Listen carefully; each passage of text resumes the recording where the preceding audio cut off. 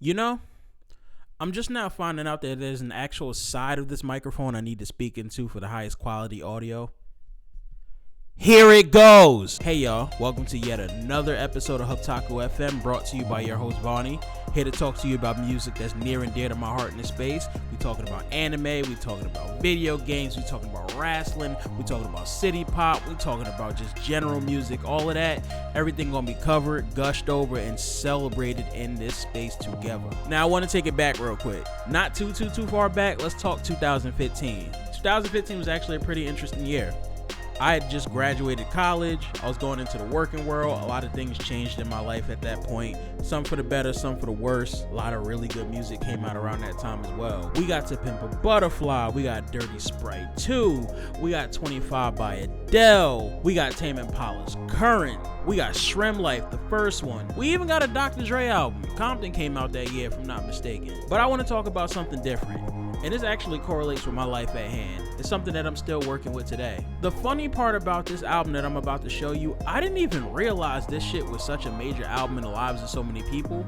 Like, I get surprised every which way whenever people bring this band up, bring this album up, bring just the music that I listen to on this one. Makes me feel like I'm very much connected. You know how like you have those days where it feels like, damn, we really all live the same life coming up? This is one of those albums that really gives me that feeling, considering the fact that I always assumed it just wasn't really that big. But apparently it is, and we're gonna get into it right now. And of course it wouldn't be me if I didn't have the vinyl record to it. I'm talking about Depression Cherry by Beach House. First and foremost, look at the actual quality of this record. Like, look at the sleeve, G. Look at all of this. Like, you can kind of tell from looking at it, but like you'd have to actually hold it to really see, bro. That like velvety suede feeling on this, bro. Everything about this shit just feels like the music that you hear when you play it. The other side, look at this shit right here. And this album actually comes with a free download of it via MP3. But I mean, niggas got Apple Music and Spotify now, so. But at that time, that's a pretty good idea. Want to go through the track list too. Let's see. As I look at this album, every time I look and think about it, this album really only has 9 songs to it. And those 9 songs feel like a blur. But again, we talking about correlations. My life at that point, to an extent, felt like a blur as well. Let's talk about that. So 2015 led the start of my working life in corporate America. A lot of y'all are in that actual field, and you know how shitty that can get. Corporate America wise, I mean, you know, you're young, you feel like you're making a name for yourself, leading to something, using it to fuel your passions. At that time, my really biggest passion was music. Still is, just in a different way. Needed really like music, a soundtrack to go through the motions and get through everything. Now, with that being said, while this album came out in 2015, I didn't even experience this until 2017 for sure. And the reason why I know it was 2017 is because I had what I consider the great edible high of 2017. That's a story in itself that one day I'm going to tell on a different platform. It's a real doozy, but if you know me, that will make you understand a lot of why the way I am. Man, as I really just look at this record, and I still listen to this record daily, not for nothing. This shit really just gives a lot of memories, bro. Like, I remember the first time stumbling upon this as I was sitting there deep in an existential crisis, just wondering what's going on, what even is existence, what is what. Even as I talk into this microphone right now, you kind of sit and wonder, like, fam, is everything I'm doing, do I exist? Is this all a figment of my imagination? Am I just doing this for the applause? And it's like, do I have Truman Show syndrome?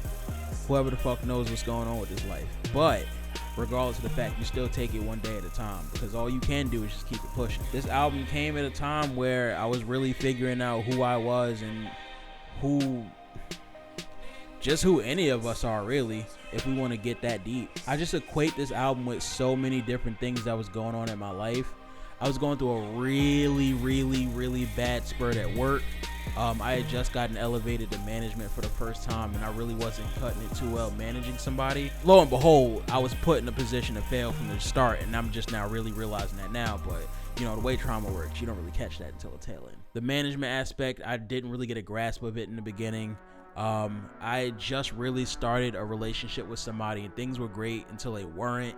So that was just something where whenever I needed an escape from the bullshit that was going on, I needed that one soundtrack to get me through. And every which way, whenever I started this and Levitation was the first song to pop on, I knew at that moment I was going to be lifted away, at least for that 40, 50 or so minutes of this album, just to get me through. Bro, I remember days where I was at my old job and like the majority of the day I'd go hide in a completely different building. I wouldn't say a completely different building. Let's say a completely different unit of the giant building that I was working in. I was doing work, but I'd also just dip over there and just like grieve. I was doing work, but I just dip over there and just feel all of these emotions. I remember that's when I really started getting into things like Daria, which is one of my favorite shows of all time. Got into a lot of different stuff. Like just a lot of emotions kept pouring out. A lot of people know me for being an emotional person. And I think that this is the span in time that really caused a lot of that. I remember listening to Levitation, and in that moment, it was interesting because it didn't really sound like a lot of the stuff that I listen to normally. I've mentioned in prior episodes that like a lot of what I like is very much a in-your-face, boom, bap, like, I don't know, lively stuff. Things like you would hear on a wrestling theme, things like that really kind of allure me. But this is a complete 180 from that, and it's just like, I hate to use the word, it's a vibe, but it really is. It's a vibe in itself. Levitation led into Sparks. Sparks then led into the song that I want to talk to, which is Space Song. Every time I listen to that song, I get drifted into this trance of just, I don't want to say sereneness, but if there was a moment where you felt like you could pick yourself up and kind of coddle and hold, rock yourself rockabye, to be like, hey, everything's gonna be all right. Like, you're gonna be fine. I know you're going through what you're going through and you're feeling what you're feeling, but let me at least talk to you real quick and let you know that everything's okay. This is a song every single time that I go to. Space Song leads into Beyond Love, which leads into 1037, which leads into PPP. Wildflower then comes on, then Bluebird comes on, then Days of Candy, and then it's done.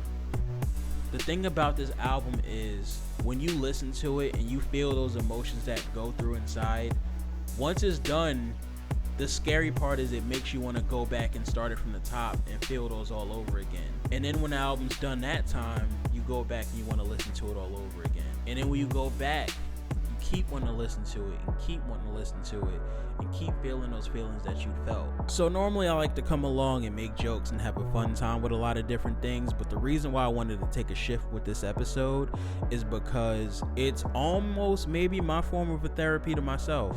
I adore Beach House Depression Cherry so much. It's done so much for me in that time when I really felt that long burst of depression that I went through. I'd say from like 2017 up until 2021, damn near 6 years, just feeling every single emotion that I didn't know were existing, but here it came. But also, as I look at this album, it also really reminds me of the fact that I'd ran away from a lot of that on my own accord as well. And this is not to the fault of Beach House, of course, because when they made this for the sake of themselves. They made this for the sake of their band. They made it for the sake of, Beach House the entity. And that's great. The scary part is I took this album and used it as a crutch to have to avoid looking at myself for who I really am. And that's dangerous. And that's scary. And that's something that I'd strongly advise all of you not to do. By all means, please go and listen to this album. By all means, please go experience this experience that I've had as far as just enjoying the thrill of the ride over and over and over. But don't look at it from the lens that I looked at it from, because I used it as a crutch, as a means of just having to avoiding therapy, avoiding having to look myself in the eye, avoiding reality, if we want to be honest with it. I made Depression Cherry my reality, which for a long time aided my nightmare. And I don't think that that's fair to myself, and I mostly don't think that that's fair to Beach House. But all that sad shit aside, now in the Lord's year 2022, life is booming. I'm on the up and up. Shit is very much wonderful. I get to look at Beach House Depression Cherry on a daily basis, And I don't feel that feeling of dread and just self-hatred and just sadness and a lack of existence. In 2022, I look at Depression Cherry as a very important reminder of how far I've come as a person and how much more I have to go. But I have to go that route while loving myself every step of the way. And nowadays, it feels doable when it didn't. I didn't expect this episode to be that serious, and I didn't really think that none of this shit is planned the way I'm speaking to you right now. But I'm glad that I'm speaking this today. But what about you? Do you have these feelings about Depression Cherry? What actual album makes you feel the way that I felt? And what album do you use to snap out of that and get yourself into a better light to kind of just jazz and get lighthearted and have a fun time? Feel free to throw some of those in the comments, throw some of those every which way. Just message me directly by all means. Let's talk. Let's talk about what you're going through. Let's talk about all your great accolades. Let's talk about your sadness. Let's talk about all of that shit and get ourselves better. Hold ourselves accountable for making ourselves as good as we can be going forward with each given day. But most importantly, as we maneuver in this thing called life, let's remember to keep our head in the clouds.